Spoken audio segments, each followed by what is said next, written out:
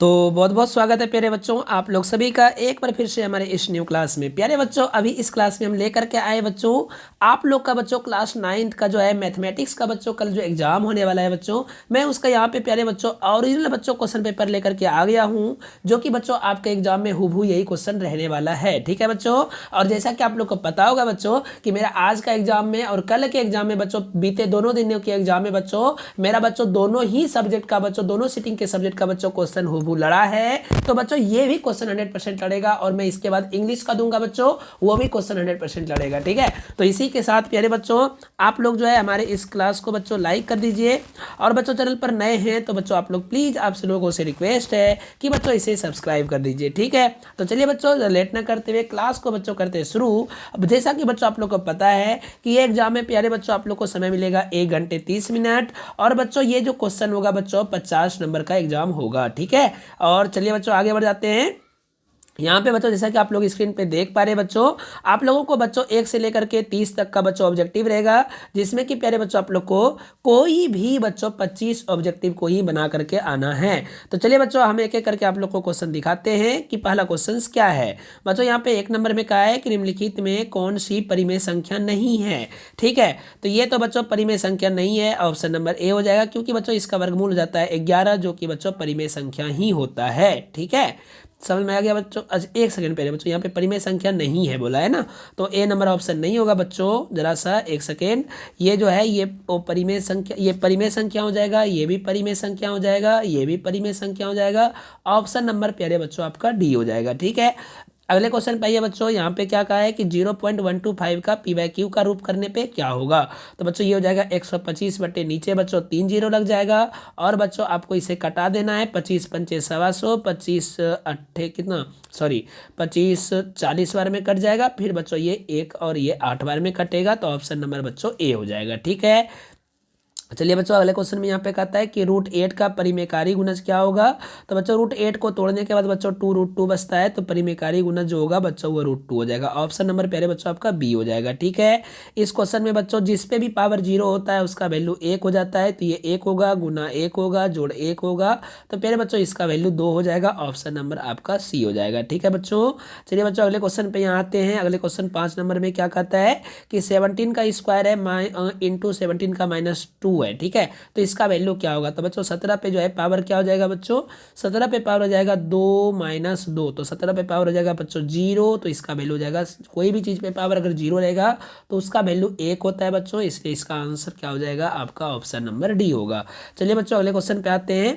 यहाँ पे बच्चों इसका आंसर 2 पे पावर 2 है, और फिर उस पर -2 पावर है, तो इसका वैल्यू क्या होगा बच्चों, तो 2 पे पावर -4 हो जाएगा। ठीक है बच्चों, यहाँ पे अगले क्वेश्चन पे आते हैं। कहता है कि यहाँ पे इसका वैल्यू क्या होगा। तो ये बच्चों याद रखिएगा कि भाग में पावर जो होता है वो घट जाता है, तो -8 में बच्चों जब 3 को घटाएंगे तो बच्चों -13 हो जाएगा। ठीक है, तो 13 पे पावर -13, ये बच्चों कहाँ पे, सॉरी 11 है ना, तो -11 बच्चों, ये ऑप्शन नंबर कहाँ है तो देख लेते हैं प्यारे बच्चों। हाँ, ऑप्शन नंबर बच्चों आपका सी में है। ठीक है बच्चों, अगले क्वेश्चन पे आइए। यहाँ पे अगला क्वेश्चन देख लीजिए बच्चों, यहाँ पे क्या कहता है 9 नंबर में।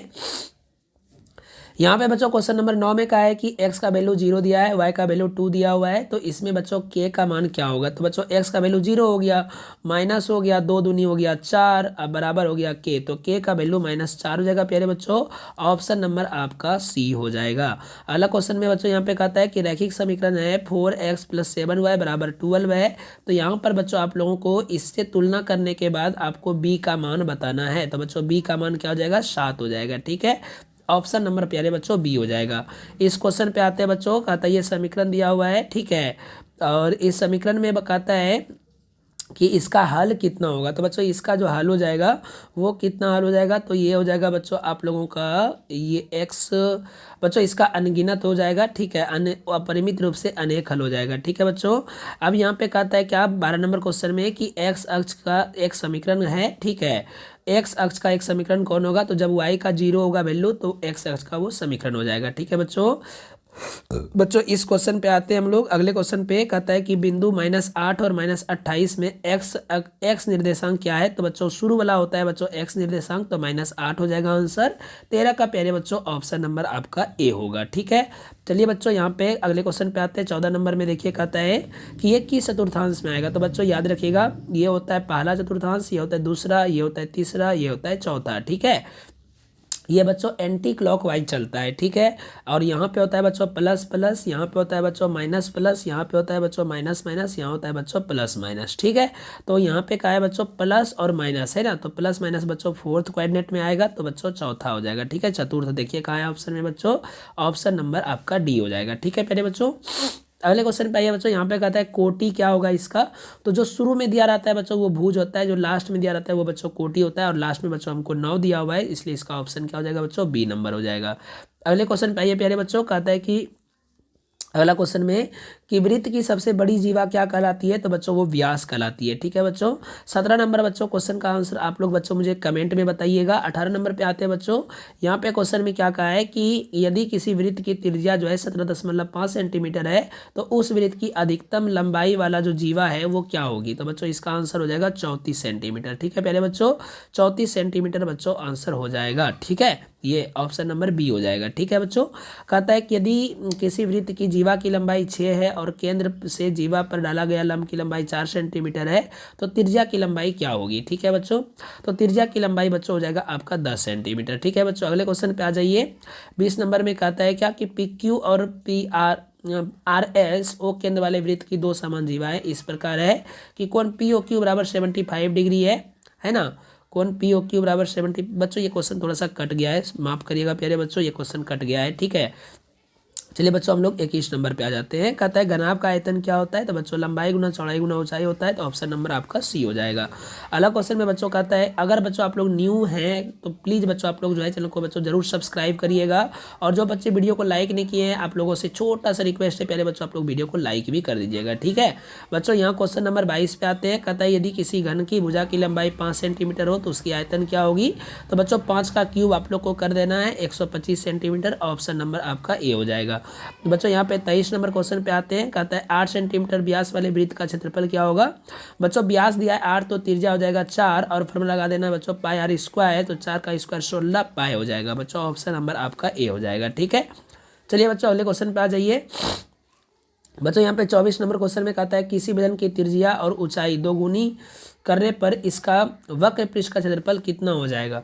तो बच्चों देखिए बेलन है तो इसका फॉर्मूला होता है पाई आर स्क्वायर एच। ठीक है, अब यहाँ पे क्या बोला बच्चों कि त्रिज्या को भी आप दोगुनी कर दीजिए, तो ये हो जाएगा बच्चों 4r स्क्वायर। ठीक है, और ऊंचाई भी बच्चों दोगुनी कर दीजिए, तो ये हो जाएगा बच्चों 2h। ठीक है, और आर स्क्वायर एच कट जाएगा। ठीक है, इधर अगर पाई लगा देंगे तो बच्चों पाई भी कट जाएगा, तो ये बच्चों 1 बचेगा, और यहाँ पे 4 दूनी 8 बचेगा। तो बच्चों ये 8 गुना हो जाएगा प्यारे बच्चों, ऑप्शन नंबर आपका क्या हो जाएगा, सी हो जाएगा। ठीक है, 25 नंबर में कहता है कि ए भुजा वाले घन के विकर्ण की लंबाई क्या होगी। तो बच्चों घन का विकर्ण का होता है √3a। ठीक है बच्चों, तो ऑप्शन नंबर बच्चों देख लीजिए ए हो जाएगा। बेलन का आयतन का फॉर्मूला बच्चों अभी जस्ट मैंने आपको कहा पाई आर स्क्वायर एच होगा, तो ये हो जाएगा बच्चों pi r square h, option number बच्चों बी होगा, ऑप्शन नंबर बच्चों बी होगा। ठीक है, चलिए बच्चों 27 नंबर क्वेश्चन पे आते हैं। कहता है शंकु की ऊंचाई 24 है।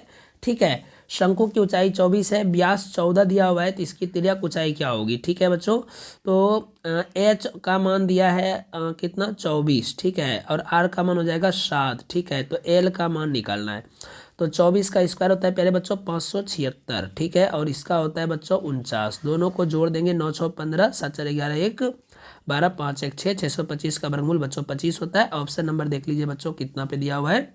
बच्चों ये ऑप्शन कर गया, इसका ऑप्शन सी या डी होगा बच्चों, याद रखिएगा 25 होगा। ठीक है प्यारे बच्चों, तो ये हो गया बच्चों आप लोगों का ऑब्जेक्टिव का क्वेश्चन का आंसर मैंने आप लोगों को दिया।